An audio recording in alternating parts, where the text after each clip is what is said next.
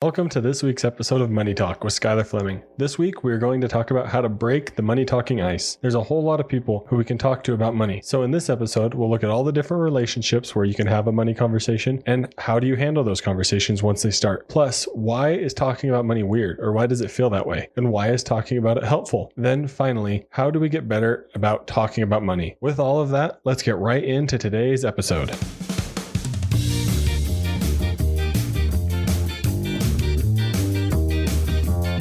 You know, we don't talk about money enough. It is a topic that gets ignored for some reason, even though it plays a role in everyone's day-to-day life.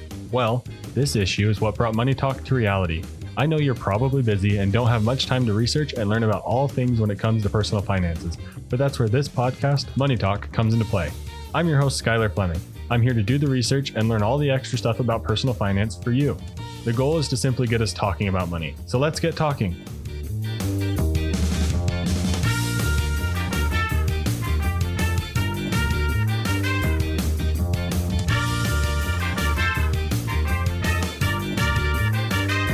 All right, so talking about money is very important. It can be difficult though. It may be a conversation that's much harder to break the ice than others, but this may be because you weren't taught a whole lot about money or because others don't talk about money.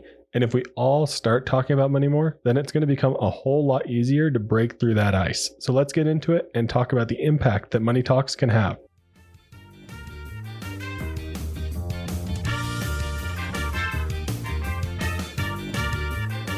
Well, the impact of having a healthy and honest money conversation is tremendous. It makes it much easier for you and whoever you're talking about money with to win with money and to do well with your money, especially if you're talking about money with a significant other. It makes it way easier for workplaces to do better because when people are good with their money, they're less stressed overall, and that can lead to a better output at work. It makes it much easier to go out to eat with friends because there's far less awkward, how are we paying for this type of moments.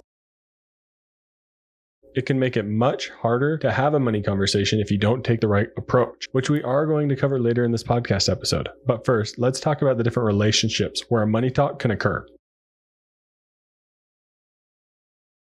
All right, so the first relationship we're going to talk about is with your spouse. This one should be obvious. You need to be talking about money with your spouse. Financial struggles are one of the main issues in a marriage that leads to divorce. And the impact on this is your entire life. If you're talking about money in a marriage, then your entire life becomes easier and you have more opportunities because more money will be available and you'll have less and less of a concern when it comes to money. As my wife and I have talked about money more, the more we've seen countless doors and opportunities open for us. It makes our lives 100 times easier. Easily that much easier. The next relationship where you could have a money talk is with your friends. And this helps you avoid awkward payment conversations, helps you get better at money. It helps your friend get better at money. You're likely in similar circumstances to your friends. And this will allow you to offer real stories, real guidance based on your current situation. It'll allow you to be comfortable with sharing personal details about your money. And it makes conversations overall just more helpful when you're sharing personal details, personal stories, and it helps you each get better as you reach those type of crossroads, as you handle similar circumstances in your life because you're probably similar age to your friends, or they may have experienced something you haven't, or vice versa. But what about family? That's another relationship where money talks can happen. And if you talk about money in a family, it makes money way more friendly for everybody. And it makes it so it doesn't turn into a point of conflict. It eliminates feelings of jealousy, but also it eliminates feelings of contention among family members and helps your family overall do better with money. Makes it a lot easier to pass down inheritances or give large gifts to family members when you're all on the same page and you all know how to handle your money. It makes it so that the older generations can trust the younger generations because they have heard the stories about how you're doing well or not, and then they can help. So if you're talking about money with your family, it makes it easier for everyone there. Coworkers, this is another relationship where you can talk about money. It's similar to friends and how you can share real stories. Keep it with simple questions. It doesn't need to be elaborate money conversations like you may have with a friend who also enjoys personal finances. But you are around your coworkers the most, so why not help each other out? Why not say, hey, I had this happen and it really sucked because my bank did this. What do you guys think? And then you learn a little bit. So simple questions really keeps it good with coworkers. You're around your coworkers a lot, so help each other out. How do you talk about money with your community? This one's interesting, but it helps you shape your neighborhood and the local economy to some extent. It could be at like a city council level. Your neighbors might be happier if you're talking to them about money and they're doing better. But these ones are a lot harder and more unnatural, I would say. but they don't always need to happen. But it's an opportunity for those who know about money to maybe host a free class or a free presentation or something like that, or a community Q&A session if you're really passionate about money and want to go towards the route of some sort of like financial coach or something like that. That's an opportunity. Strangers. So if we're open with strangers about money, we could, quickly warn people about scammers or a good deal nearby. Like if someone's trying to rip people off with a bad deal on the street or something like that. But I would say it's more so for like crowdsourcing on good deals, but this doesn't really happen with the internet, so to speak. So these conversations unfortunately don't happen. Don't talk about money a lot with strangers, which is probably okay. But I think the community one applies here, where if you know a lot about money, maybe host a free class or speak to a small group or something about people who are trying to learn more about money. I guess that would overlap with strangers. But next, let's talk about how we can handle all of these different types of conversations.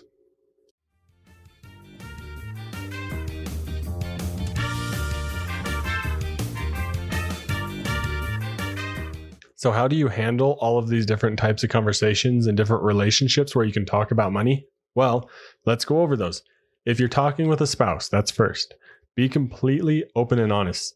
Understand the other's viewpoints and try to figure out why they feel the way they do.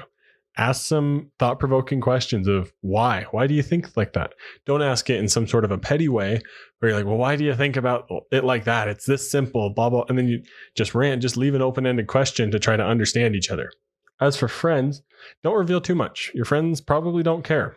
Keep the conversation on topic and don't share how great you're doing with money if you are doing well. It could lead to others feeling jealous. Don't force conversation. We'll talk about this more in a moment, but it especially applies to friends. As for family, let it be a natural conversation. Let it be something that just comes up. Don't try to force it, like with friends, coworkers, communities, and strangers. These three, they really all have to be natural. Are you seeing a trend in this? But let's talk about natural conversation. If you're someone who loves money, don't try to shove your knowledge into everyone else's brain. It's probably not applicable to their situation, and they probably don't even care. But be ready to answer the money questions as they come up. If you're someone who hates dealing with personal finances, then I'm sorry, but talking about money is going to be one of the key things for you to improve your finance. The good news is that as you talk about money, managing your personal finances becomes way easier. Just ask questions. Look for people who know the answers. Just talking about it can get some great ideas stirring in your mind and help you find new ways and new opportunities to go with your personal finances. But the main thing is it has to be natural. Don't try to force the conversation if you're good with money. But if you're bad with money and don't talk about it at all, you got to bring it up at some point. But if you're good with money, you can still ask those simple questions when they come up for you. But talking about money is weird. Why is that? Let's talk about that next.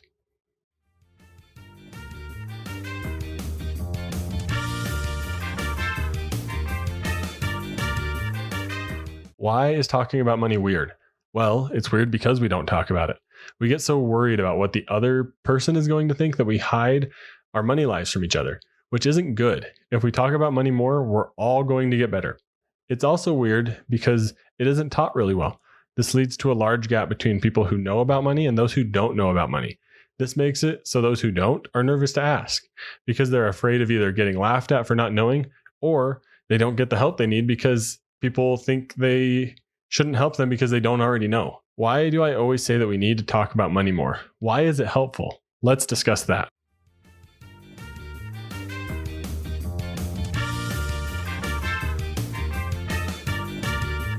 So why is talking about money helpful? Well, a simple 5-point list online gives these reasons. You can learn how to budget with tips and tricks. You get pay transparency. You hold each other accountable. You dispel stigma around talking about money, and you help kids and future generations develop strong financial literacy. Let's talk about these a little bit. And I think that if you learn tips from each other, tips and tricks, it makes budgeting a lot easier because budgeting can seem really intimidating. It can seem very overwhelming. One of my favorite tips and tricks is to say it takes 3 months for you to be able to learn how to actually budget. So you can't really discount yourself unless you've tried it for 3 months. Pay transparency. This one's a huge one. It leads to people being paid more fairly. It leads to closing things like if there's a gender-based pay gap in your workplace. Talking about pay allows that to be dispelled and exposed, so to speak. You get to hold each other accountable. If a friend shares, hey, I'm trying to do this with my money and I want to have this goal, or I want to go on a vacation in 6 months. Will you help me keep me accountable to that? Then you can help them. It dispels stigma around talking about money. We don't talk about money because we don't talk about money. That's just the way it seems to be, because there's not really a great reason not to talk about money most of the time. So if there's some stigma that we don't talk about it, talking about it will help dispel that. But it helps kids and future generations develop strong financial literacy. I know if my family or friends was talking about money more when I was little, I'm sure I would have discovered personal finance a long time before I did, even though I'm very lucky to have found it when I did. So you can always learn about it a little bit earlier. And if we're talking about it in the right ways and helpful ways, then it's going to help everybody get better with their finances quicker. And I think these things are all great points. I think one thing you'll find very quickly is that handling money is a lot easier once you're talking about it, and it gets easier quickly. So now that we know why, how do we actually get better about talking about money? Let's talk about that next.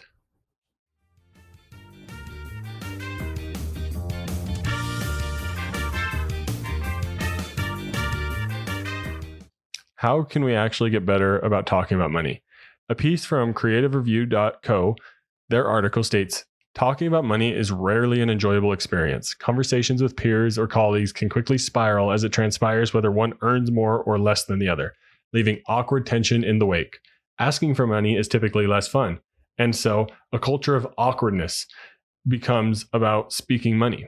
And it's been passed along, whether it's through osmosis or by force from industry higher ups. And I think that's a great piece because it's often hard to talk about many money conversations. And we can all get better about talking about money if we just give it a shot multiple times. One thing I recommend is paying attention to your financial life over the next few weeks and seeing what questions come up. Then ask them to somebody. They don't have to be about super specific things, but they could be general finance questions. Those are great too. Something to break the ice and to get the conversation about money started. And it gets easier and easier over time. And I know it is the simple things that we do and talk about that may not have an immediate impact on our finances, but over the long term, it makes your money much easier to handle and to get help with.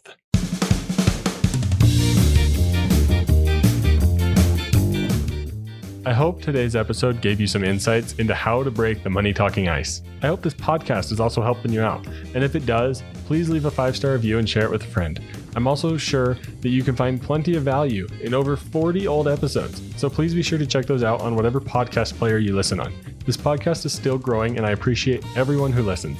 But thank you for listening to Money Talk with Skylar Fleming. I'm your host, Skylar Fleming. Have a great week.